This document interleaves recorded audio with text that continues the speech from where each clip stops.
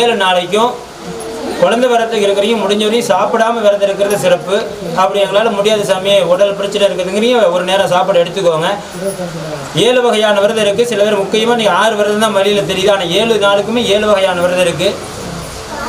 ஆகாரம் எடுத்துக்கிட்டு சைவத்தோடு இருக்கிறது ஒரு வகை விரதம், 3 நேரமும் நம்ம சாப்பிட்டுக்கலாம். அடுத்தபடியாக பார்த்தீங்கன்னா ஒரு நாளைக்கு 1 நேரம் உணவு எடுத்துக்கிட்டு விரதமாக இருக்கலாம். அடுத்தது அன்று இரவு வரையும் முழுசாக விரதம், நைட்டு மட்டும் நாம் உணவு எடுத்துகிட்டு இருக்கிறது ஒரு வகையான விரதம். ஒரு நாள் முழுசுமே 6 நாளைக்கு சாப்பிடாம பால், பழம், தண்ணி, ஜூஸ் இது மாதிரி எடுத்துக்கிறது ஒரு ரகம். வெறும் பால், பழம் மட்டும் ஒரு வகையான விரதம். அடுத்தது வெறும் பச்சை தண்ணி மட்டும் ஒரு வகையான விரதம். 7வது விரதமாக இருக்கக்கூடிய தான் மிளகு விரதம். முதல் நாளைக்கு ஒரு மிளகு, 2ஆம் நாளைக்கு 2 மிளகு, 3ஆம் நாளைக்கு 3 மிளகுன்னு 7 நாளைக்கும் 7 வகையான மிளகு எடுத்து விரதம் இருக்கக்கூடிய விரத வழிபாடு இதுதான். அதேமாரி டெய்லி வீட்டில் இருக்கக்கூடிய முருகர் படத்தை சுத்தமாக தொடச்சிட்டு அந்த படத்து முன்னாடி நம்ம வீட்டில் இருக்கக்கூடிய கல்கண்டு, பெருச்சம்பழம் என்ன இருக்குதோ அதை நெய்வேத்தியமாக மாலை சாமி விளக்கெல்லாம் ஏற்றிட்டு படத்தை சுத்தம் பண்ணிட்டு 6 மணிக்கு மேலே அதை பூஜை பண்ணி அந்த பால் எடுத்து அந்த வக்கி என்ன படைக்கிறோமோ படைக்கக்கூடிய பிரசாதத்தை நம்ம உள்ளுக்கு சாப்பிட்டுக்கணும். இதுதான் அதுக்கான பலனை பரிபூர்ணமாக கொடுக்கும் முருகாசனம்.